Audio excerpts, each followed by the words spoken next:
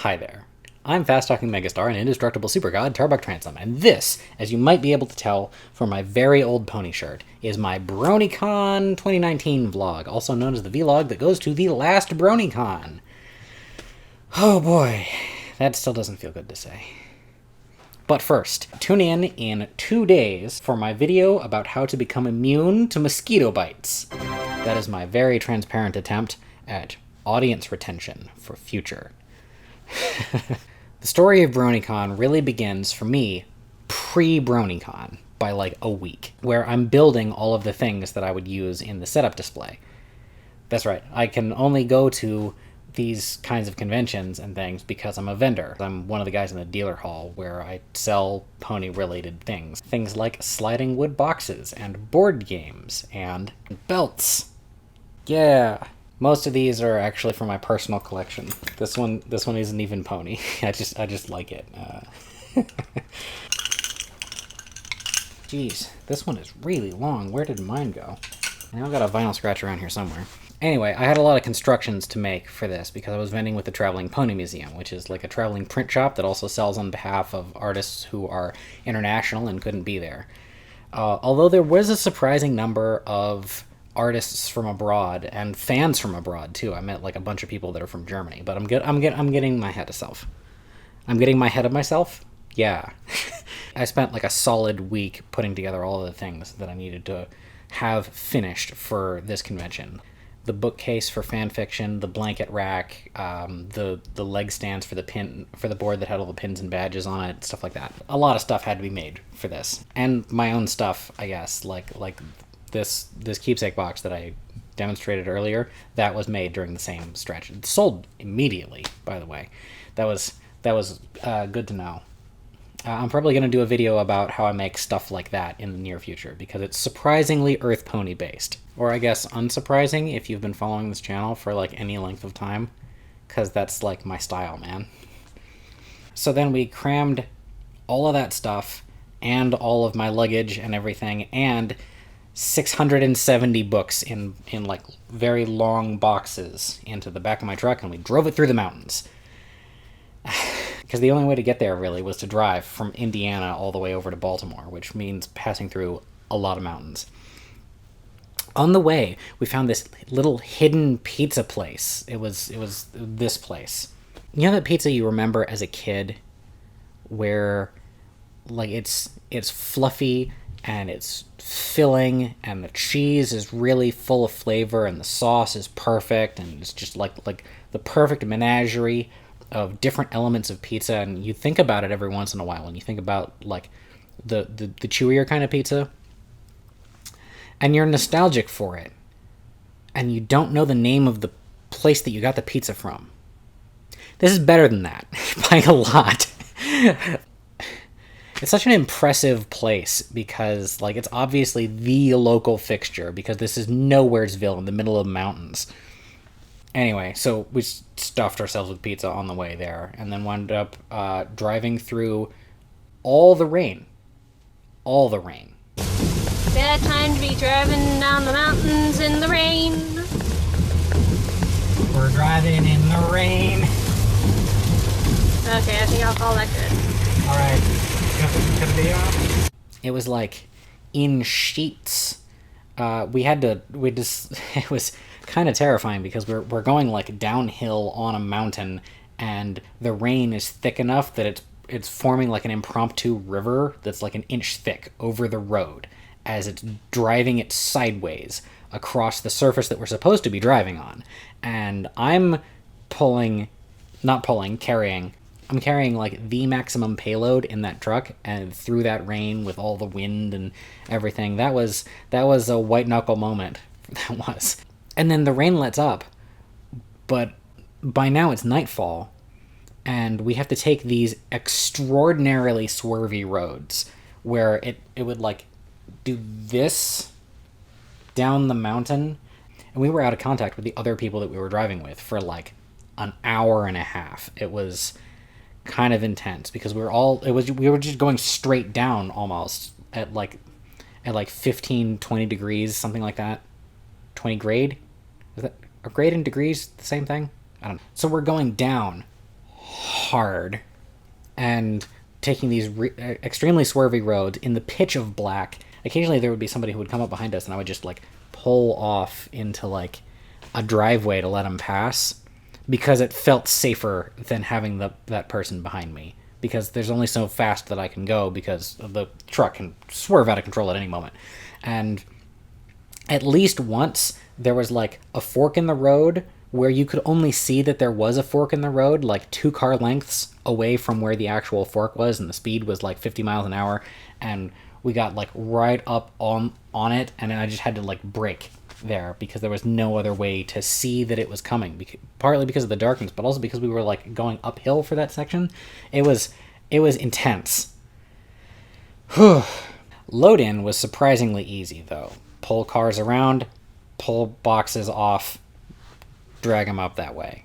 So we're loading in for like the entire first day. This is Wednesday now, a day before the convention, but we arrived there at like 3-ish, and we're packing stuff in and setting it up, and it's taking forever. We break for the night, and then all the museum staff get together and decide that we're getting food. And I have made it a policy of mine for a really long time to only get food for myself. And whenever Not a Vampire is with me, and she was, by the way, we were both there at Bronycon, I try to keep us separate, because food with the staff takes forever.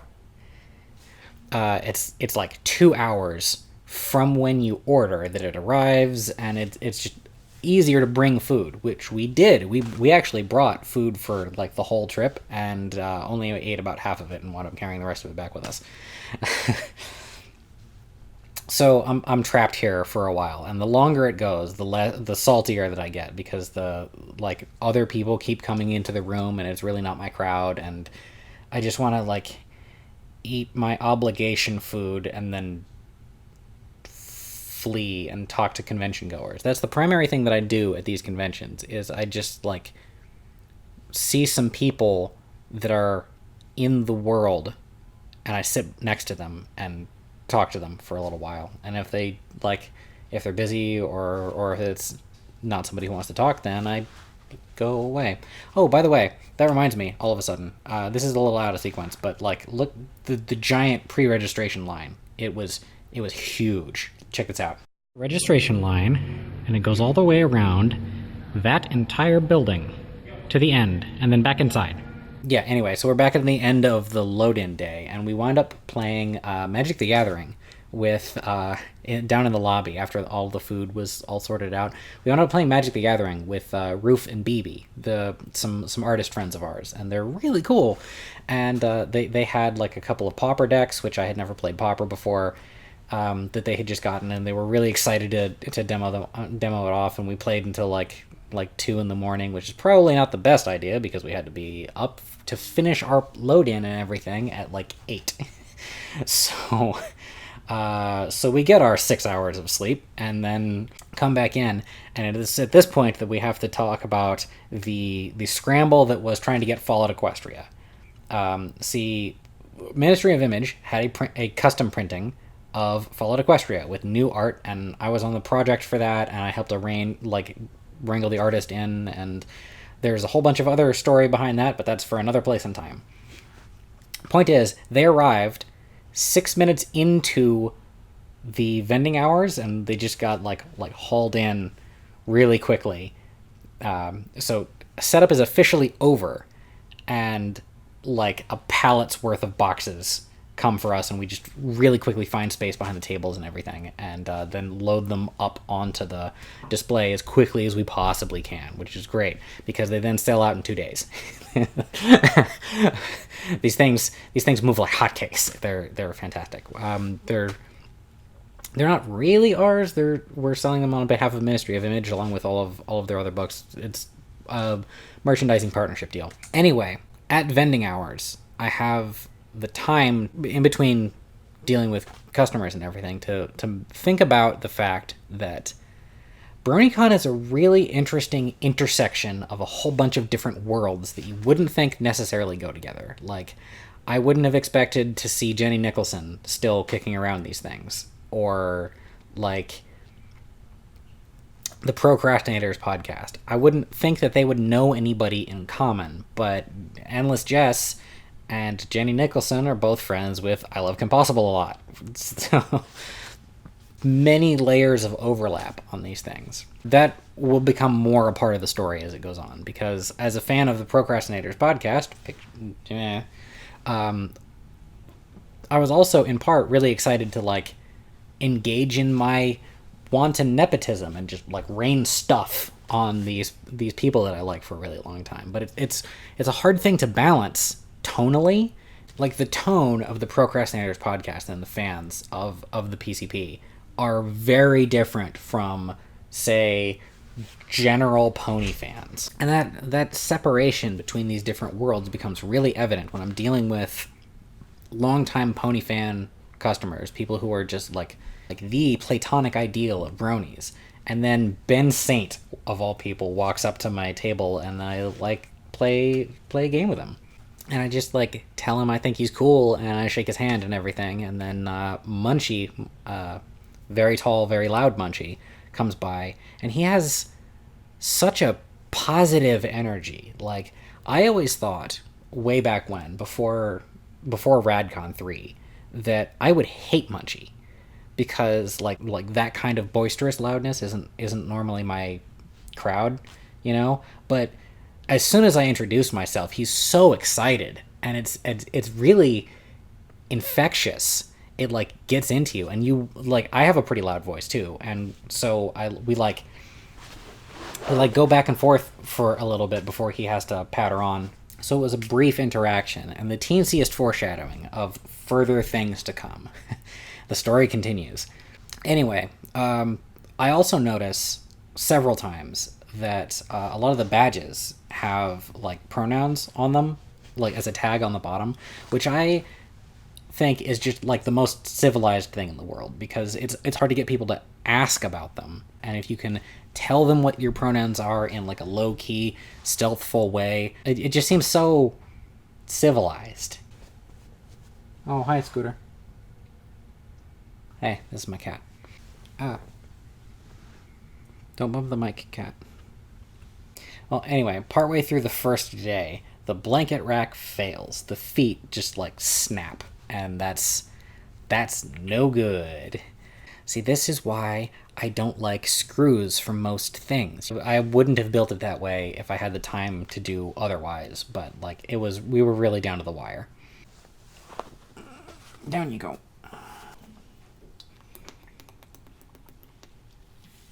And then my ears perk up as I hear, "Hey, are you Tarbuck Transom from the Arch Plays? Somebody has recognized me. Yeah, it's the Steel VIP, Steel Viper 77, one of my only fans." And if none of that sounds familiar to you, you should totally check out my Let's Play channel that I have with Not a Vampire. Link in the description. Yeah. It's really cool to be recognized like that, even when you're expecting it, because in that exact moment I wasn't, and like I don't think of myself as anybody. And so like even knowing that it's coming, that that particular fan who has said that they were going to come say hi at some point over Discord, in my own fan Discord, knowing that it was coming didn't make it any less cool. I don't expect it to happen to me very often. We get to the end of vending for the day, and we've got a handful of commissions to work on, and so I'm packing up things, and then I'm running upstairs, and I get out of the elevator right onto this little platform.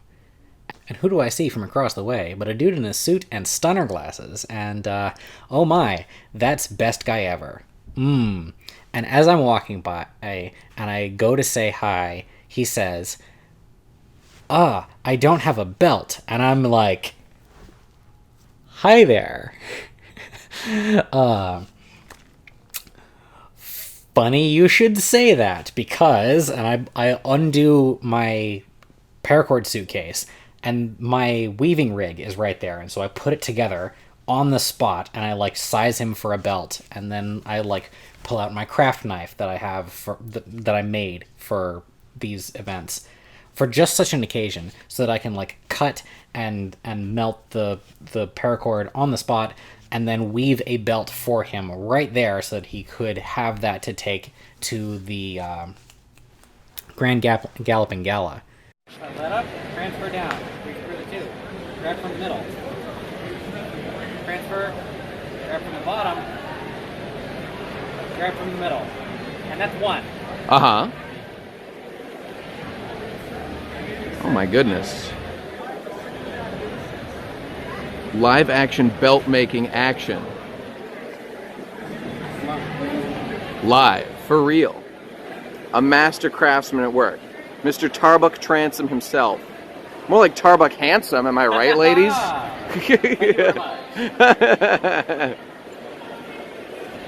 Oh, he compliments me and you blush. I see how it is. Lol.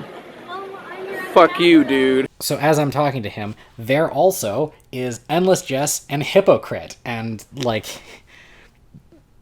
it's really cool to see people that you've watched for a long time in person in a way where you get to actually interact. And I'm deep inside feeling that this is my only chance to talk to these people ever, because I will never be in the same place as them ever again. So I'm talking a little bit about my craft and where it came from and the origin of it. If you don't know, these belt making patterns are all things that I adapted for this cord. It was originally meant to make drawstrings for little bags. I might film an insert right there. Bags and sleeves and shirts and stuff like that. It's a lace making technique. And when you do it on a heavier material like this, it forms a belt. And Nate himself took some footage of this, so I might have a little bit of it to cut in right here, or like here. But if not, like, that's alright because it was backlit. It probably didn't look the clearest. I also happen to have these pocket bracelets on me at the time. Not these specifically, I had a vinyl scratch. When I say pocket bracelets, I mean there's pockets on the inside.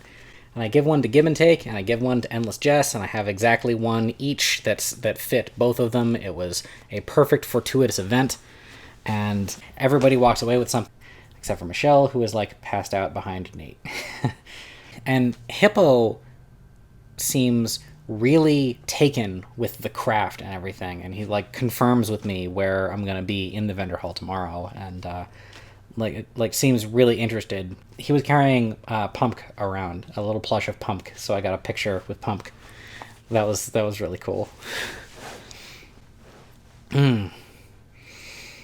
And the impression that I got from Best Guy Ever is that he has, like, when you're in person with him and he's directly interacting with you, you can tell that a lot of his mannerisms are an affectation. And he's talked about this a little bit. He's adopting a voice to be socially useful to him in that moment.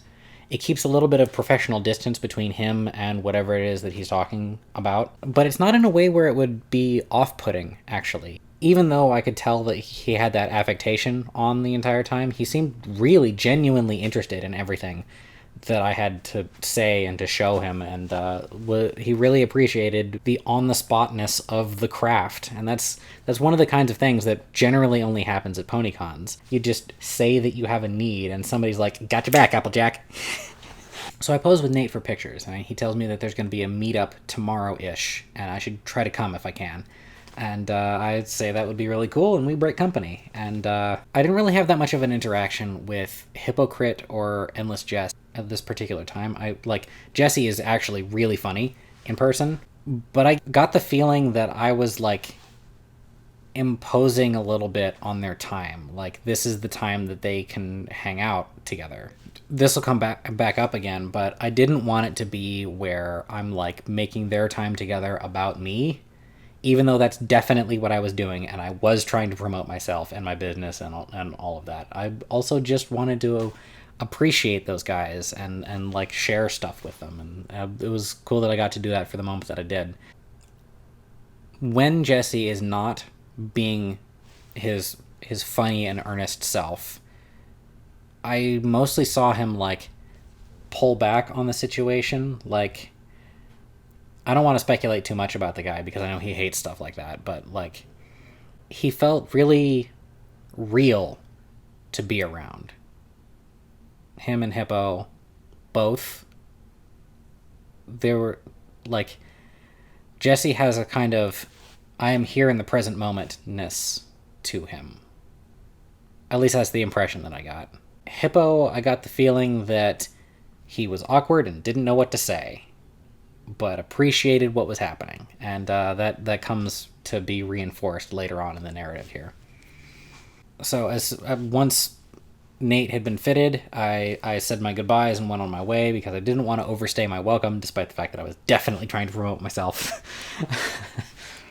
I ran back up to the hotel room, and on the way, I met this guy who has been trying to get commissions for me since TrotCon, which was like two weeks prior, but I was trying to get the hardware for it. You might know him as the guy with the hat and the flag. Like, here's him posing with the flag in a cool picture about Bronycon. And we chatted about the additional details because we didn't get a chance to email back and forth on the in-between. Run back up to the room, bash out a bunch of commissions really fast, and then learn my lesson about eating with the staff the previous night and leave before they try to do any food thing and just take care of myself.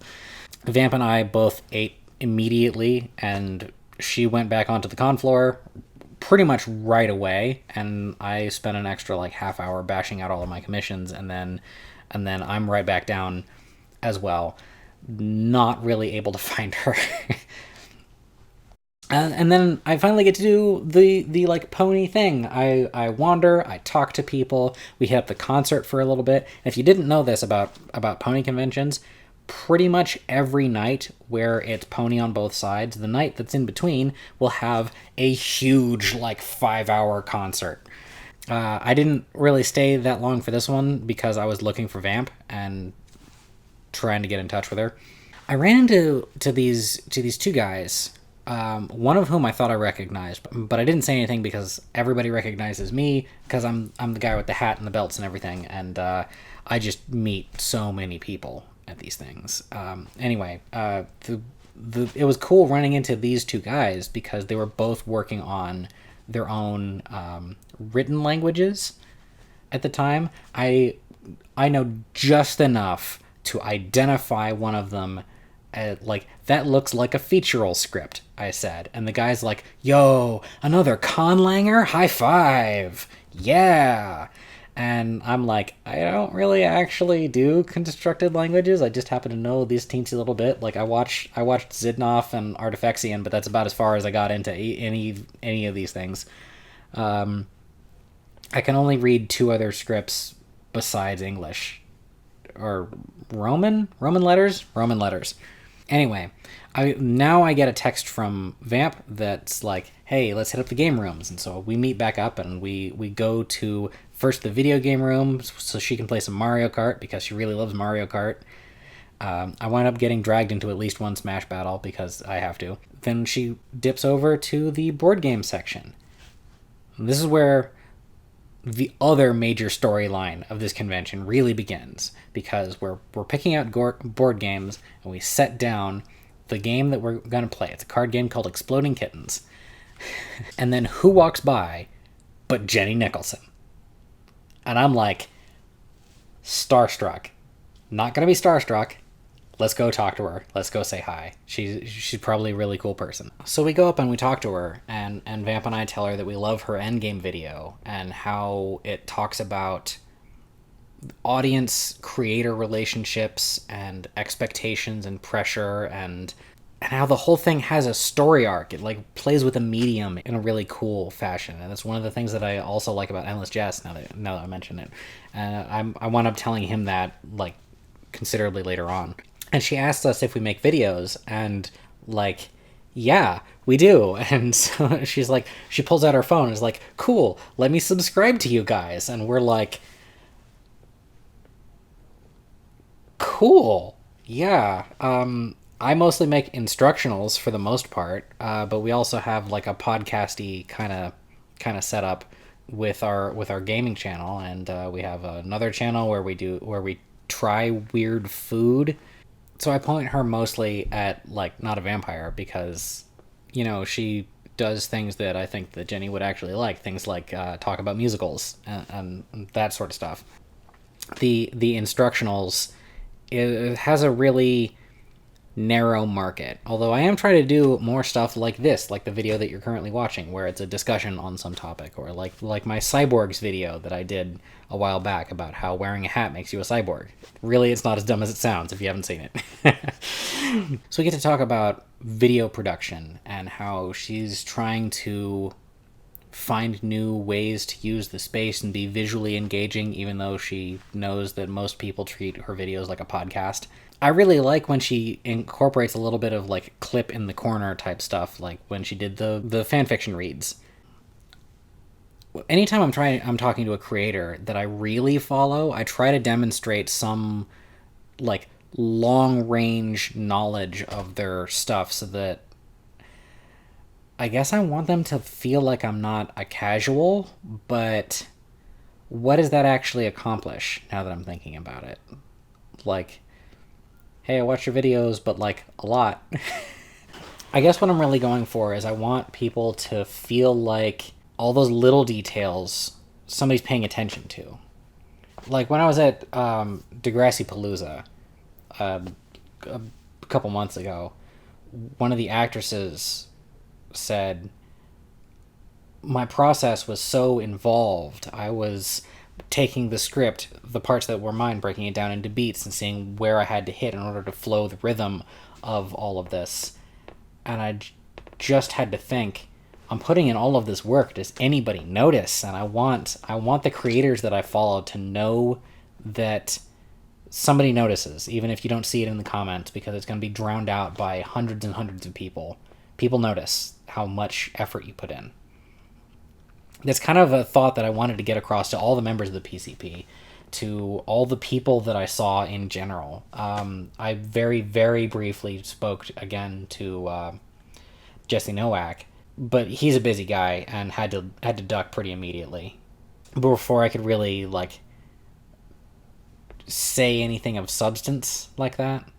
There's this thing that Digi complained about one time, where people will approach you at a convention and then expect you to provide the content when they're the ones who approached you, you know? And I try to make it so that if I ever go up and talk to somebody, I am supplying the content and I have my own things to talk about, even if it's them.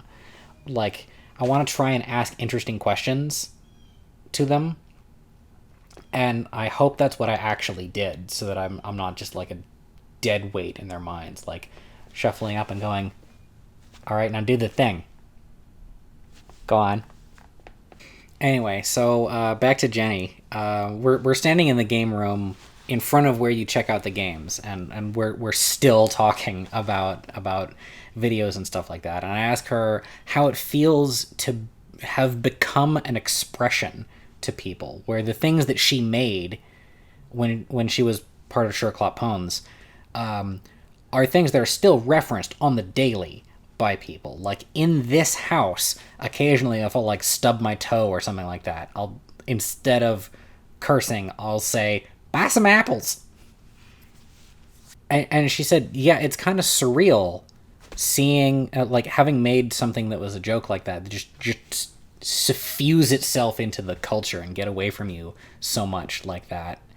And like a lot of the people don't recognize you. Like if you didn't follow her channels plural, like the Millennial Falcon Project, or before that ended for sad reasons, or follow her personal channel, you don't know what she looks like. And so you might make a Friendship is Witchcraft reference to her not knowing who she is. And that's kind of cool. That's my words. She wasn't just like self-aggrandizing, like, yes, worship me. Worship me. I am the pony princess, Kimmy Sparkle. The internet's only Pegasister reviewer. And I guess the difference in demeanor was also interesting. She's not like just like her videos, you know. She talks like a regular person. But over the course of conversation, like, you'll make a reference to something that, like, I've been thinking a lot lately about enclothed cognition, especially in the pony space. And she immediately knew what I was talking about and escalated. That's cool to see, that somebody that you watch or that you value because of their mind is as smart as you wished they were. I don't know what I'm saying anymore. She said that the things that surprises her the most is that people think that because she doesn't talk about MLP anymore, that she doesn't like it anymore. But, like, if you were paying attention, that doesn't make sense, because there was a lot of references to G1 and history and stuff like that in her work already. And people would tell her, like, oh, hey, they took your concept, the smooze, and they put it in the show. That's cool. Completely ignoring how the smooze was a thing from G1. Like, there's a lot of people in the fandom who don't really have much of a sense of history, and we kind of bonded over that too. Like, I'm one of few people that I know in the con circuit who have seen Rescue at Midnight Castle, for example. So by this time, I'm like completely nerding out. I wanted her to know that the things that she built last, even though she definitely already has a sense of that because of the things that we had already talked about, but like, there's some quotes from Friendship is Witchcraft that are a ringtone of mine. Like my texting tone sometimes, like I'll change it through a bunch of different things, but one of them is or how for the Traveling Pony Museum, for instance, one of the packing up traditions at the end of a convention is to play songs from Friendship is Witchcraft, among others, and sing along to them. Yeah, so there was a lot there, and I could tell that we had been keeping up her and her friend for a little while, and they're in the board game room, so Vamp and I invited them to play Exploding Kittens with us, which we had already had half set up. and she was actually, like, down for it, and so was her friend. Her friend, whom I haven't mentioned up until this point in the story, is an extremely tall, very excited man, who is super down to come play cards with us. If the guy makes internet content, I didn't recognize him at the time. The internet is one of those weird places where you can be extremely famous and not be recognized if you step but a single foot away from the space where you are famous. It's like the best of both worlds. To some people, you are the best person in the world, because not only are you the actor, the face in front of the thing, but you're also the writer and the director of this thing that people have watched for a really long time. But you can also, like, go to Starbucks and people will leave you alone because you're just another person to them. And that's kind of my around the back defense as to why I don't feel bad for not recognizing this guy. If I should. I'm skipping ahead to, like, the last day on Sunday, because, spoilers, we ran into Jenny a couple more times. And I asked her, hey, is there anything that you wouldn't want me to say? And she was like, I don't think I said anything incriminating. I can't just guess what people would want me to talk about them and not. So I feel like it's better to ask before just, here's a long story that I had where I intermittently ran into an internet famous person for a couple of days. And I am telling the, like, complete story to my memory, as you can tell by the length of this video. And she did, like, subscribe to my channel, which still blows me away. So there's, like, a non-zero chance of her watching this. Not that I think that she would have much of a problem with anything that I'm going to say in this video anyway. Like, she's not high up in a dark tower. Mirror, mirror on the wall. Who is talking smack about me on the internet? And the YouTube algorithm that drives the mirror is like, I don't know, man. Do you want to watch Jimmy Kimmel? So anyway, we get to playing this game, Exploding Kittens, and she definitely did not lose first for both games. She won both of those games that we played that night. Yeah, that's what happened. Well, anyway, I got knocked out, and then in the space between games, I teach her how to play Morrissey, which is really cool. Morrissey, if you don't know, is like an infinite game of rock, paper, scissors. The rules go, like, you play a noun, and then the next person in the line plays another noun that they have to explain why it beats the previous thing, and then you just go from there forever, but no repeats. And there's other rules, like you can do supersets but not subsets, so but we didn't really get into that because it didn't come up. So, like, she starts off by playing a table, and I'm like, I play the WWE, who have been waging war on tables for decades. And she's like, So I can play any noun as long as I explain how it beats it. Okay, then I'm going to play any real sport.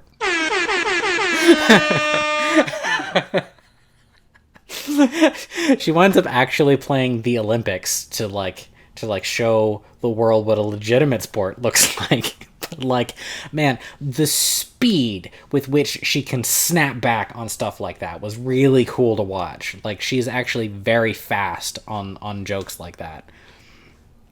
And it was cool that, like, you could make a reference and to something like arcane or scholarly or whatever, and she would get it immediately. Like, I've been thinking a lot at this convention in particular, but also in general, about enclothed cognition. Like, if you're wearing an outfit that has particular connotations, like something pony themed, you're going to act in a way that's partly acclimated to that thing.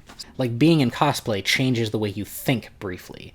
And there's a lesser version of that happens at pony conventions, where I feel like I become a nicer version of myself. And all of that is really tied up in how you become yourself. Like, I feel like this hat, or my other bigger hat, is a part of the Tarbuck uniform. Like, in order to look like me, I need those. And putting them on makes me feel more at home in that space because of that. Like, I feel like I am a less real version of myself when I'm at home if I have my hat off.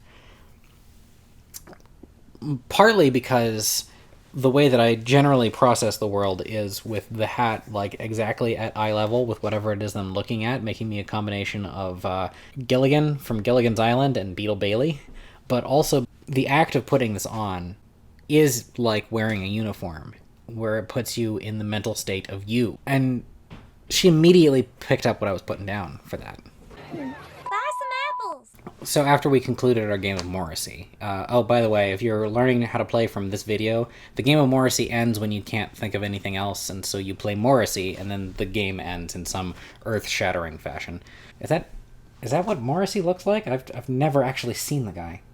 Huh. Anyway, so from that, we got to talking about, like, references, and, like, when works of fiction make references to other things, because it's very tied up in like all of the stuff that we've been talking about already. And I got to tell this story, one of my favorite stories about references, which is Nintendo is actually really good at doing reference stuff like that. Like how they'll sample from different nation versions of their own localization. Like in the original Japanese, Birdo is a dude, and he just happens to be a dude who wears, like, a bow and eggs and stuff.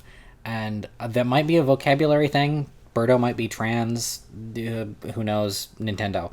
But, like, other things, and in fact, whole games have sprung out of that. That's the origin of Luigi's Mansion. Luigi, being a scaredy cat, came from one of the little manuals saying, like, I think it was the French version? Yeah, one of the little manuals saying that Luigi is a scaredy cat because he can see ghosts. And that's a cool little detail that you wouldn't know about otherwise. Like, I was just digging through Luigi lore, and I eventually found this French message board translated into English in a couple of spots that talked about that fact, and otherwise I would have no idea. Although you may have heard of it. Luigi board? See ghosts, Ouija. Luigi board. Oh, that was fantastic. Yeah, and everybody was drug along by this story as I was telling it, too, until the pun at the end hit. And then, like 2 or 3 more, and I was very satisfied with. But I do kind of lament how I can drag people along in a story like that, and they'll be waiting for the other shoe to drop constantly. Just, when is the next punishment coming?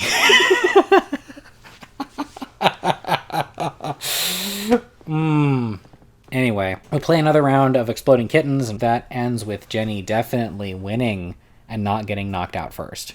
Exploding Kittens is actually a pretty long game, so we only managed to fit in 2. And then she's got to go to a panel, and it's late, and we got to wake up in the morning, so we patter back up to the room, but not until we just get to talking about, like, videos and stuff like that, and I talk about, like, different visual things that you can do, things like how to do better white balancing and stuff like that, using the curves editor of like for me it's Vegas. We talk a little bit about different camera mounts and stuff like that. Apparently GorillaPod's little miniature camera mount is a lot nicer than it used to be, because that's what she has, and I got to see it in person, and it's really cool. And we all used Yeti microphones, which is another like cool commonality. Anyway, we patter back up to the room, and this is when one of my other major convention rolls around, which is that I have to fix all of the busted muscles and stuff in everybody. That's actually how I burned this hole in my knuckle right there. That's from rubbing like this through cloth. It just like friction burned a hole in my finger. Because my job as the person who knows things about muscles is to fix all of the muscles that are sore so that everybody can be at peak performance. And that actually includes myself. See, pushing a pallet of books all the way across the convention center because we could only load in one vehicle meant that my shins were devastated. And I wasn't really able to do anything about it until like right then on night 2. Yeah, it's a grand old time. Anyway, at the beginning of day 3 out of 4, I actually get, like, we've sold enough stuff that I can set out space for my board games and stuff like that, which is intensely fortuitous. Well, anyway, one of the guys that comes by, again, a bit to my surprise, is just a lone Gibbon take. Gib was apparently really taken with my craft, and he wanted one. So like he got really into it. Like we chose a buckle and set it up. We measured him for size. We chose his own personal set of colors, and like he got to pick what weave it would be in, and I wove it on the spot during sales. I'm packing up again for the day because I've got yet more commissions to do, including this guy from Germany. And this is another interesting aspect about working in a convention where you're getting international people. I encountered something that I had only really heard of, which is people who are good enough at a language to phrase things clearly, but not quite good enough to actually phrase the thing that they wanted. So I'm working on a Daring Do belt, and this guy is like, "Hey, how much for that?" And I'm like, "Sorry, buddy, it's a commission that's already been sold. Like, this belongs to somebody else. They've paid for it already." And he's like, "Can I buy it for more?" No, I can't. Like, unless he just doesn't come back and get it, then I can't really just sell you somebody else's thing that they like. I only have so much of this silver color, and this used the last of it. Sorry, bud. Well, we keep going for a little while, and then he suggests that maybe he can get another one that's in his size, and so he tries another thing, and then like he keeps coming back to the Daring Do, and I'm like, well, maybe I could make you something else with the Daring Do buckle. And he's like, yes, that's what I've been trying to ask you. But he said that so clearly that, like, it caught me off guard a little bit. So I dig through my stuff, and I pull out another Daring Do buckle, and I'm making him a belt. And I'm like, so what colors do you want instead? It's like, he chooses colors and pattern and stuff. And at the end, he's like, this was what I was trying to ask you for. And I'm like, man, I believe you, but that didn't make it across at all. Like, it seems like a weirdly uncommon weakness that you can run into, where you can phrase things clearly enough so that when there is a misunderstanding, the misunderstanding itself is invisible. I didn't know that that I didn't understand him up until like the last thing that we said to each other. So anyway, I've had this Lannister belt for a really, really long time. I used the nicest brass buckle that I had, and I chose a very particular pattern arrangement and all of that, and it's been on my table for like 4 years, and it hasn't moved at all. And so I like sling that over my shoulder as we're packing up, and I walk out, and I immediately run into Endless Jess, and he's like, "Yo, cool Lannister belt," and I'm like, "It's yours." Finally somebody who cares about this thing. And then suddenly all the rest of the PCP is there. Like I throw my stuff down, and I like open the suitcase, and I pull out Hippo's belt, and I give it to him, and he was like really excited, and then that turned into like Nate was there, and he came over, and he was like, "Oh, hey, it's the belt guy." And I was like, "Yeah, it's the belt guy. I'm the belt guy." Because I normally introduce myself as, "Hi, I'm Tarbuck, the belt guy." This turned into the most surreal moment where we're all chanting belt guy, belt guy, belt guy, belt guy, belt guy, belt guy, belt guy, and we're really overwhelmingly loud in this open area in front of the vendor space. It's great. I high five people. I bro hoof people. It's awesome. I get to talk to Nate for a little bit longer. He mentions that there's gonna be a meetup at the Kona Grill where everybody's getting barbecue chicken flatbreads, which, if you don't know, is a Digi meme. And I say, yeah, that sounds really cool. You seem like you would be a fun dude to debate. His tone like changes immediately, and I'm like, oh, that was the wrong thing to say. He's like, yeah, I guess I've been kind of trying to dial it back from that because it tends not to be very productive and everything. Anyway, I hope I will see you there. And I'm like, I was just trying to go along with the meme and everything, and I have definitely given this guy the wrong impression because he doesn't have any way to have context into me as a person. Like he knew me from the voicemails that I had left on the Procrastinators podcast a couple of times. Like, he just recognized that, but that doesn't mean that we have any kind of relationship or anything like that. So you got to be careful with stuff like that because there's not the pre-built trust that you have that the other person understands you. Because, like, I gotta give it to the Procrastinators. Boy, do many of their fans not understand what's happening most of the time. Like, a lot of people that I run into that are Procrastinators fans seem to only be halfway in on the joke and are largely just insincere people, but without the edge of humor in a lot of cases. And that later on, when I met up with him again, that wound up being a topic of conversation. But like let's. Gotta do one thing at a time because this vlog is already like 1,000,000 years long. Anyway, this is Saturday now, I think. This is my packed day. So the next thing that's on my docket, and it's stuffed to the gills. The next thing that's on my docket is I gotta go to a Magic draft with Roof and BB because that's one of the things that we said that we were gonna do. I think it was BB who bought like a box of Magic cards from War of the Spark and was like gonna do a couple rounds of draft there. And that happens to intersect perfectly with when I need to be at the Kona Grill to be a part of this PCP fan meetup. That's fantastic. So I wind up not going to that. Not a Vampire takes my spot because she also plays and is like excited to be, in the community. The vendors at pony conventions do kind of have a separate community. Not separate as in they aren't also a part of the regular pony community, but like a lot of the things that will happen at conventions is, if you're a vendor, is hanging out with other vendors, which makes sense to me immediately because there's like a shared context. There's more life in common, kind of the same way that like celebrities only wind up hanging out with other celebrities because that's the people that understand the lifestyle that they live, And I don't begrudge anybody for that, at all. Although, there were a couple of people who came, when they ran out of stuff to vend at Bronycon, they, like, packed up and went home. And I gotta think, like, you're not gonna stay at the last Bronycon? Like, I think you and I are in this thing for very different reasons.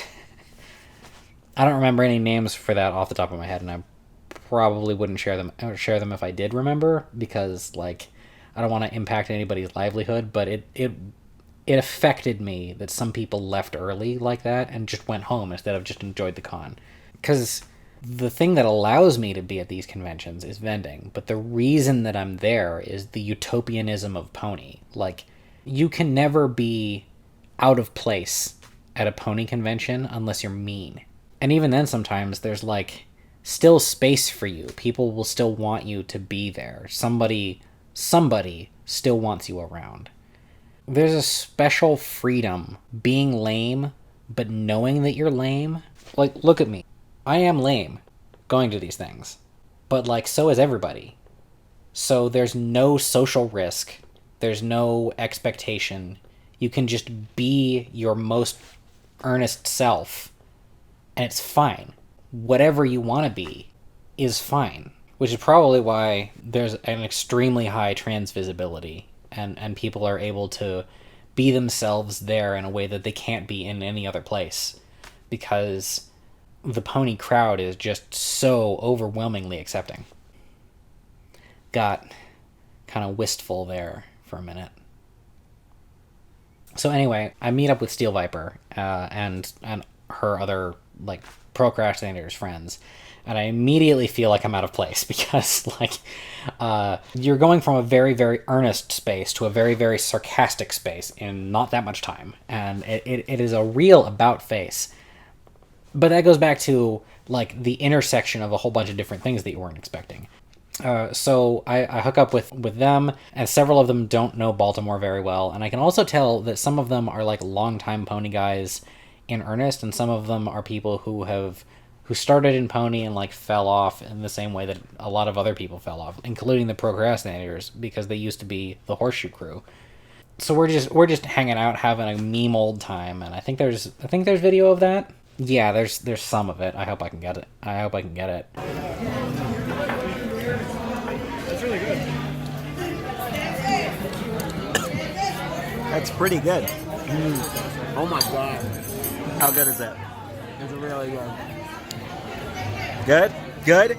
So we all get our barbecue chicken flatbreads, and it takes forever, by the way. The service at Kona Grill is just the worst. But we had a really good time. We saw Munchie. He came by and then like immediately ducked when he found out that some of the members of the table were drinking. Very, very real human core straight edge, that guy. So that ties up when we get back into the convention center, and I look for Vamp, and she's like starting in the concert, and I get over to the concert, and she's not there, and then like I text her, hey, where are you? And she's like, oh, I left, I'm already back at the hotel. Like, all right. And so I wander for a little bit more and just stumble into Endless Jess, who's sitting down with a fan in a suit, somebody that I recognize. And so I like sit with them for a little while, and then off to my left is I Love Compossible a lot, and it comes out through the conversation that Jesse and KP are friends, which I was super not expecting at the time, because like, I don't know, you don't think about stuff like that.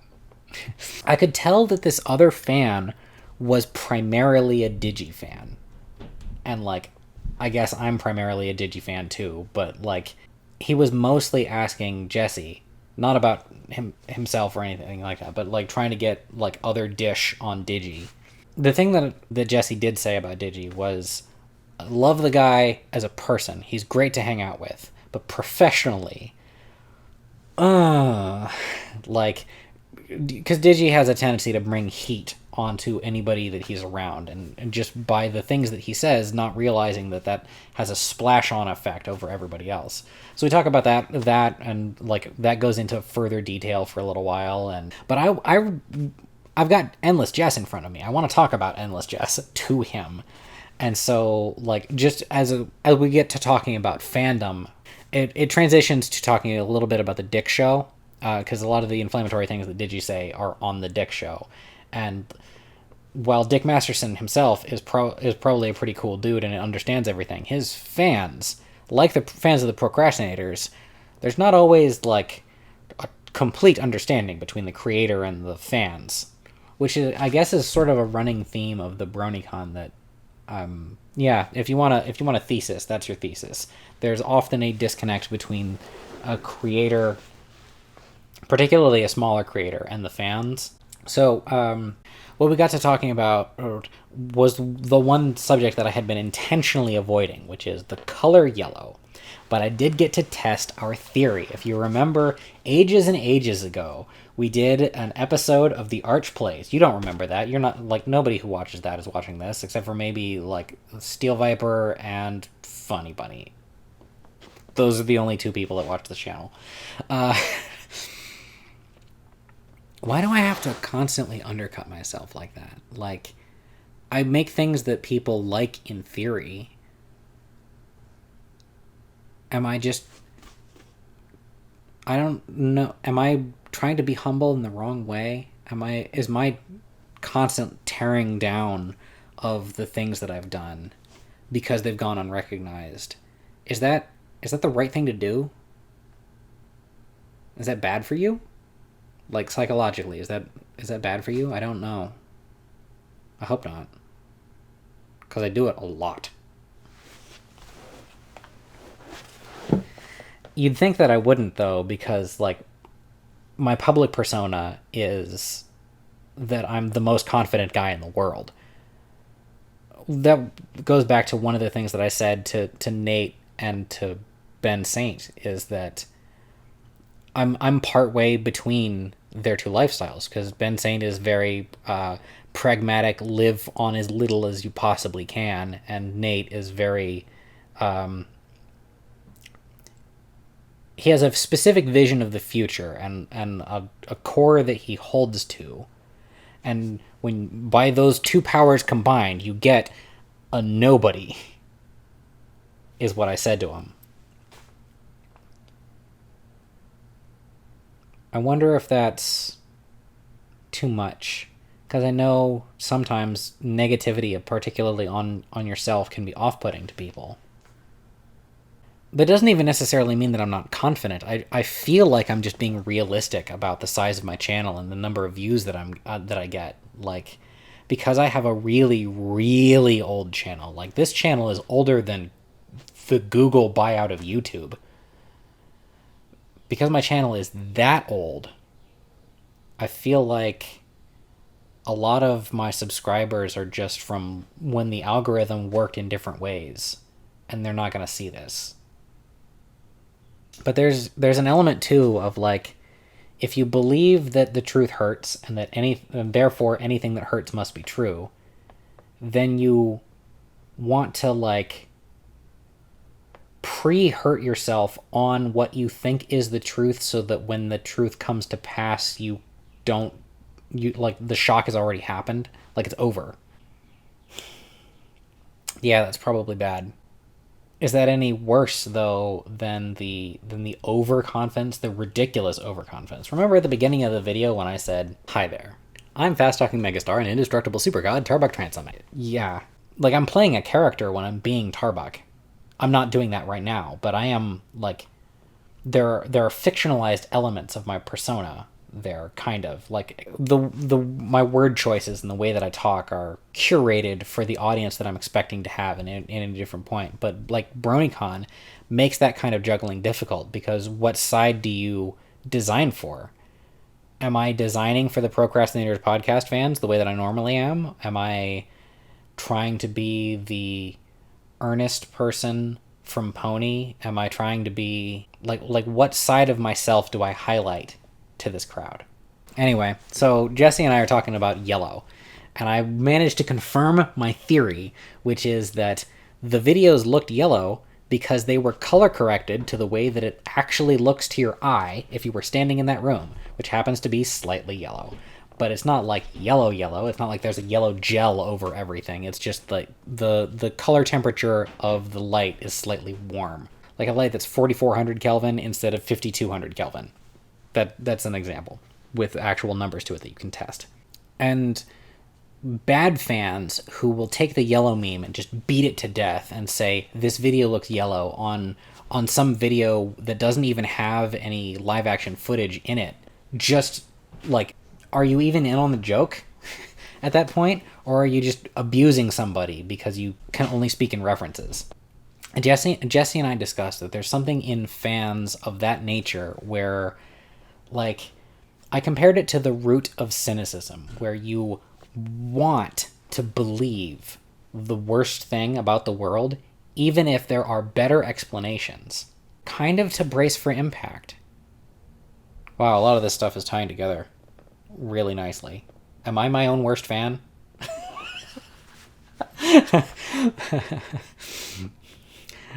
Leave a flame down in the comments to find out if you're my worst fan instead.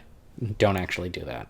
A lot of talking to Jesse, I feel like I was then doing the same thing to him that I hate when other people do it to me at conventions, which is, like, he wanted to hang out with his friends, as far as I could tell. He was talking to me right there, waiting to talk to KP, because she was, like, talking to fans, and like she was on her feet running around a little bit.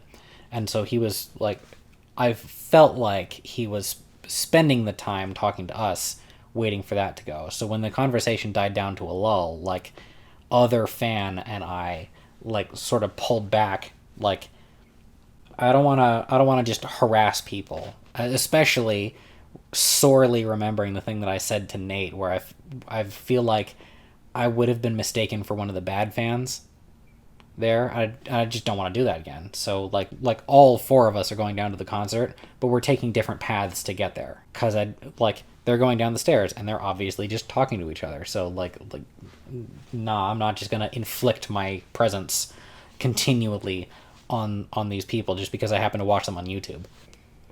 Except I get downstairs and who do I find but Jenny Nicholson and ContraPoints just sitting in front of the fountain with the person who I think is Jenny's friend. Casey? Your name was Casey. Yeah, I remember you. I don't know why I was trying to keep the guy's name out of the video up until this time, if I thought that he might be like another content creator. What was I planning there? Who knows? So Jenny and ContraPoints had been like going to adult-only panel to adult-only panel because there's an open bar in the back. I don't remember what the drink was called. I know there was some at the Burlesque. By the way, Bronycon has a Burlesque. I have to keep correcting myself on things like that. Bronycon is over. Forever. Yeah. So anyway, Jenny and ContraPoints, who, like, wow, didn't think those people knew each other, like, cool, are both, like, down there, and like, Jenny is wearing a badge that's just a couple pieces of paper that have been folded over with one of those badge stickers on it, on the bottom, like a tag that says, "I am not a changeling," because the universal truth of these conventions is if you're wearing something that's vaguely badge shaped, and especially if you are a horse famous person, then you can just kind of like go wherever. Not like vending. Although I do remember like trying to get into a panel and just like there was a huge lineup crowd right outside of it, and I pull up my badge which just says exhibitor on it, and I just get waved right on through. That was when I was looking for Vamp, and oh boy, is that ever satisfying to just be like exhibitor and just walk right through something. Like, if you ever get the chance, do that. So Jenny and ContraPoints have had a little bit to drink, and they just received the pizza that they ordered, and they offer me a slice, and I'm like, sure, I'll take some pizza, because I haven't eaten since Kona de Grill, and that was like 5 hours ago. Was it really 5 hours ago at that time? Man, the timeline is fuzzy. No, it couldn't have been 5. It couldn't have been 5, because we like all hooked up together at like 12:30, and we went into the rave at 1? No, 2. We went into a rave at about 2. Anyway, when Jenny's had a little bit to drink, she talks a lot more in the style of her videos. Or maybe she was just like having a good time. I shouldn't necessarily blame that on the alcohol. Blame? It's not like it's a bad thing. With even the slightest analysis, I should have expected that ContraPoints would be like an overwhelmingly normal person who was just like confusedly in awe of all of the weird that was Bronycon and just like soaking it up. At least that's the impression that I got off of her. Just like, yeah, that's just like a giant scootaloo. And I'm pretty sure she doesn't know the show either. Like, she was just there because it was a cool thing to do, and she knows somebody that was there. Although I don't know too much about it. Like, I didn't ask her. Kind of like with the Jessie thing. Like, I've seen her talk in TED Talks before about how the theatricality of her videos is to create a space between her and her work, because people coming at you in comments all the time over the thing that you think is really hard to deal with. And so I didn't want to just suddenly make our only interaction about her work and like drag her back into that world when she's like just soaking up convention atmosphere and having a good time with a friend, you know. So like I didn't say a lot to her. Oh yeah, ContraPoints is also really tall. So I didn't say this to her at the time, and I kind of regret it, but she would make an amazing Samus Aran cosplayer, Because while she probably wouldn't want to get as bulked up as Samus is, she's like 200 pounds, she's the right height. In the Zero suit, Samus is 6'1", and basically nobody that I see cosplaying her can pull it off. But ContraPoints could. Although I did tell her how we listened to her videos on the way to Baltimore. Like the non-binary video was the most recent one that had dropped, and we listened to that on the way. We actually listened to quite a few videos by people that we met there on the way to and from Bronycon. Anyway, so we get in right as Odyssey Eurobeat is starting his set, which is the only thing that Jenny wanted to show ContraPoints, is Odyssey Eurobeat. And he's setting up, and he's having technical issues. And this hype guy comes out, and he's like, how's everybody doing tonight? Yeah, so let's get a round of applause for the crew, and a round of applause for all the previous bands. And how's everybody doing tonight? And he's obviously just buying time while they fix whatever is wrong with Odyssey's computer, and eventually they get it up and they get it running, and it's going. Oh yeah, I didn't mention that during the pizza, Endless Jess and KP both rock up. It turns out that KP and Jenny Nicholson live like an hour away from each other, and they made plans to hang out, and so that was like more connections being made across the YouTube space on the convention floor at Bronycon. It's this, the least expected crew of Motley Knights rocking their way into the PonyCon rave. Yeah. Actually, on the floor, the thing that Jenny abundantly makes clear that she wants is to show ContraPoints Discord, which is Odyssey Eurobeat's most famous song. We even start a chant like, Discord, Discord, Discord, Discord.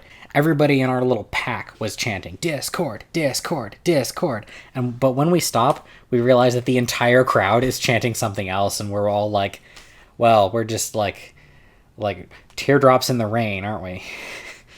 And that happens like 2 or 3 more times as we try to start other chants, and it doesn't work. Well, anyway, they play other songs, and every couple of songs, Jenny's like, what pony is this? It's a fun time. And I look over to my left during one of the songs because I hear Jesse's voice, and when I turn, he's like singing along to one of the songs, and it's one of the newer ones too, which means that he just likes this song or the Odyssey Eurobeat and is just singing along to a song he knows, having like a moment to himself. And so I back up a little bit, letting him have his moment.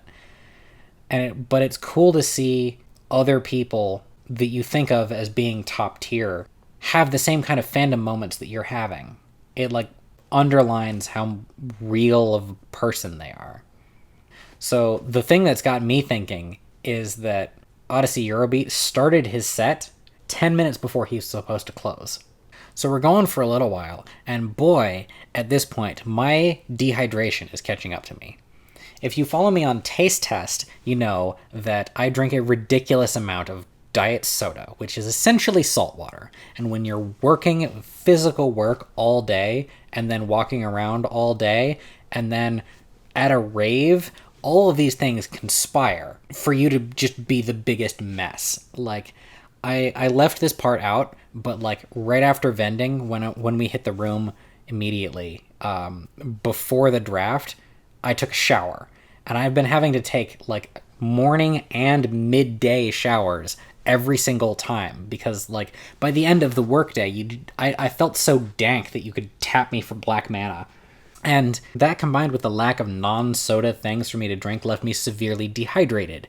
And dehydration does not do nice things to your sinuses and your breath and stuff like that. So at some point, ContraPoints, possibly because I said something too close to her and grossed her out with my dehydration breath, or alternately because she could now smell the booze on herself. I don't know. One of those two things. Or maybe just there's lots of other reasons, but my point is, she pulled out some mint gum, and I was very appreciative as I ask for one of those things, because I also kind of want to around the back communicate that if it's me that's the problem, I know that it's me that's the problem, and I am trying to fix it. Yeah, That'll be an embarrassing story that in no way comes back to me. Anyway, so I am dehydrated and gross, but now minty. And another realization hits me. And that's that, well, Odyssey has another famous song, Luna, that he also recently remixed. And so I mentioned it to Jenny, and she's like, what? No! You crushed my dreams! Now I know that we're perpetually 2 songs away, no matter what song is on, because it'll always be this song and one more song left until Discord. I just want to see Discord. And then she starts another Discord chant that, like, spread throughout our group and no further. Boy, I really hope that I kept most of that footage. Apparently my camera crashed. Well, I'll still have the audio, and it's not like you're watching this anyway. So we're at the rave, and then Jenny's constantly saying, like, okay, 10 more minutes, and I'm gonna give it 10 more minutes, and then we're just gonna go. And I make the point that, like, he must have started crazy late because he got bumped by something else. So he's probably got like an hour set. And she's like, all right, so we're gonna give it 10 more minutes, and if he doesn't do Discord, then we're just gonna leave. But she says that like 4 times, 3 minutes apart each time. Like it's very clear that she just watched this one thing, and then right as she's about to go, and she's like, if it's not the next song, then that's that, which is different than 10 more minutes. And the funny part about that too is that he's playing cut down versions of a lot of his songs. Like a lot of his songs are like 7 minutes long, and they're being published in 3 and 4 minute versions. Then he suddenly says, hey, I've just been given what's basically a 5-minute warning, so I've got one more song for you guys. And then, like, the bells start. And it's Discord, and everybody in our crew is like, yes! Except for ContraPoints, who's still just, like, soaking it all in, like, not knowing what to expect. And then when the laugh hits, the laugh from Discord, like the entire auditorium just like starts, it's boiling flesh. It's just like fists in the air, and they're like forming little bubbles that are coming up and popping. So it's like actual, that didn't happen. And the whole, like he plays the entire recut of the song, and it's like really, really high energy and going. And boy, was I ever wiped out after the end of that. So I say my goodbyes to everybody. Because when that lets out, then like everybody's going, and I sort of like drip back to my room, and they go. Jenny and ContraPoints go back to their room for popcorn. They have been mentioning popcorn several times that night. Got to do this thing, and then get back to the room for popcorn. And then opens the dawn of the final day. Hypocrite comes by, and I managed to also get Ben and Munchie. I'm like, hey guys, I got Gibbon take his belt. Now we gotta make the set complete. Ben, Munchie, get down here. And so they do, and we talk about a lot of things. They're in the design. They both get custom things where I need to make custom inserts for them, which I'm about to do as I tie up this video. And I managed to show them what I hadn't been able to show any of the other PCP guys, which is that boy, do those colors ever pop under blacklight. I mean, damn. So we have a cool conversation there. We talk about other merchandising things. Like I might have a contact who can make Munchie some flip-flops, for example. He's very, very into flip-flops, that guy. And so then they go, and I go to the Lauren Faust panel. It's got to be on YouTube. You got to look it up. I highly recommend it, because Lauren drops some serious lore bombs right there. Like how Zecora was supposed to be a zebra from our Earth, who then went to, like, passed through the Everfree Forest as though it were Lantern Waste, and wound up in Equestria and acquired language and a cutie mark along the way. And that's so cool to me. There's a bunch of other details like that in her panel. I didn't get to ask the question that Mask wanted me to ask, which isn't really a question. It's more like a thank you, but like a less common thank you. See, before Pony, me, Mask, and Jen were all like borderline evil people. We were really mean. And I have no problem talking to people. The show in no way affected my ability to form social bond and communicate or anything like that. And it's that way for like a lot of us in the Arch. But what the show did do is it made a lot of us value kindness. And I feel like Fausticorn would want to know that. Maybe I'll see her at BabsCon or something. I don't know. Anyway, so I get back. We make a merchandising deal with CWC. Like, Chris Chan was there. We might be doing merchandising for Chris Chan. Look for Sonichu shirts on the horizon, I guess. I'm not actually promising that. So I get away for a minute to go on a run to another vendor, and I wind up running into Jenny Nicholson and Casey again. Hi, guys. Ran into them a lot. We got to talking this time about how overwhelmingly cold it was for everybody except B. C, I have to buy especially thin clothing most of the time because of like temperature issues. And so if I'm comfortable on the floor, then they have got to be just freezing, which it turns out that they were. Anyway, we walk for a little bit. We tie up the thread from earlier about parasocial relationships, because one of the things that I wanted to ask her especially, because like parasociality is a long-running theme through a lot of her content, I wanted to ask, do you ever feel that in reverse? Because for like the Arch plays or my discussion content, people don't watch that. Most of the people that are not archers don't watch that stuff, so they or participate in it at all. And so there are aspects of me that only come out in my videos that you would have no way of interacting with if you didn't watch my videos. And so I wanted to ask her if she experiences anything like that. And at first she was like, no, not really.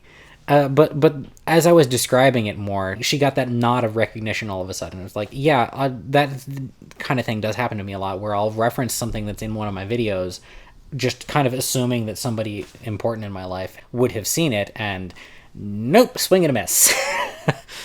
I guess I would have expected the kind of answer that I got from her for that, because especially now having talked to her in person, I feel like there's more of her than makes it into her videos, where for me, different parts of myself like show up in different places in my life.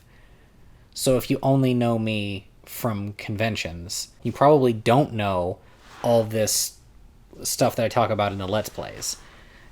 Or if you only know me from my Let's Plays, you probably don't know any of the parts of me that I show on this channel or on Taste Test. Any of that. In order to get a complete picture of me, you need to watch my stuff. Or just ask the right questions, but how often people do that? And then, I had to ask the dorkiest question. What is your favorite short version of your own name that other people have called you? And surprisingly, she hadn't heard many. Like, I think of her as J Nix about as often as I think of her as Jenny Nicholson. And I do little shortenings like that of a lot of people that I follow. Tommy Oliver is Tomo. It's kind of unfair with Endless Jess because Enlit G, Enfka Jed, not really short versions of each other, but it's like playing on the concept, you know? Yezu Otaku became Jezotak, or Jezo, even though you're not supposed to pronounce the J. And this is where I'm like, hey, is there anything that you don't want me to say in the vlog that I'm going to make about this? And she's like, no, I can't really think of anything. Although, you should definitely tell the truth that I won both of those games of Exploding Kittens, and I did not lose first. That's not what happened. So then I get back to vending, and Zidnov is there, and within the minute. So this is a very crammed day for me, and I talked to Zidnov about like I love your videos on things. Like, a friend of mine has been trying to collaborate with you for a while, talking about Mask, trying to get the obfuscational language video together, and how Mask was willing to do all the work, and it didn't really get that far because it is like, no, I don't really collab anymore. I did one and it went well, and then every single one after that was a dumpster fire, so no thanks. I was like, cool. Hey, do you want to play this board game with me? So I demo one of my board games, and Endless Jess is also there suddenly. And so, like, hey, do you guys want to play against each other in this game? And so, like, we get that to happen. And, I think I didn't take a picture of it happening, but I do have a picture of, like, the board state as it ends. I should talk about that game sometime. Yeah, it's a cool game. I'll demo it.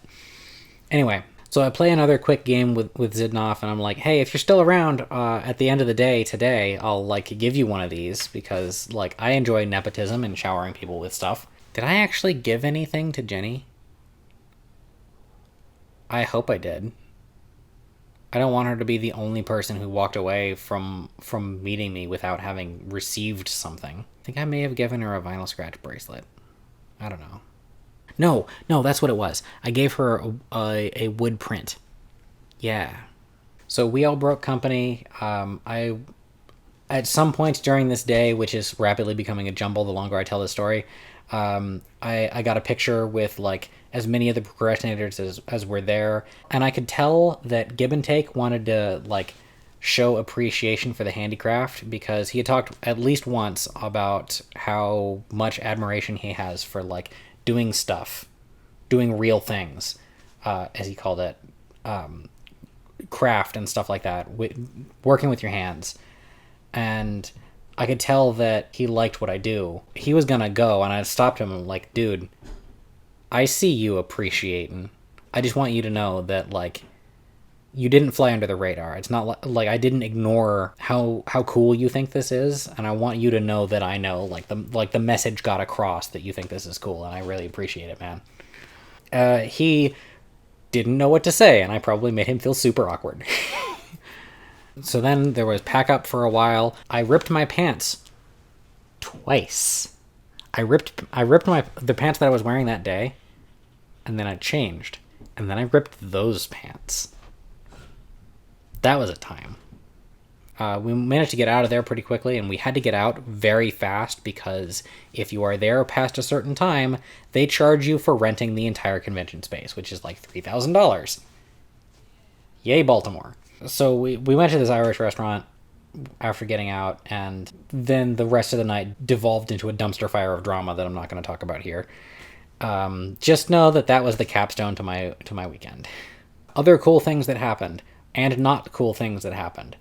Do you recognize this Lyra plush? Yeah, it's that one. So that's a thing.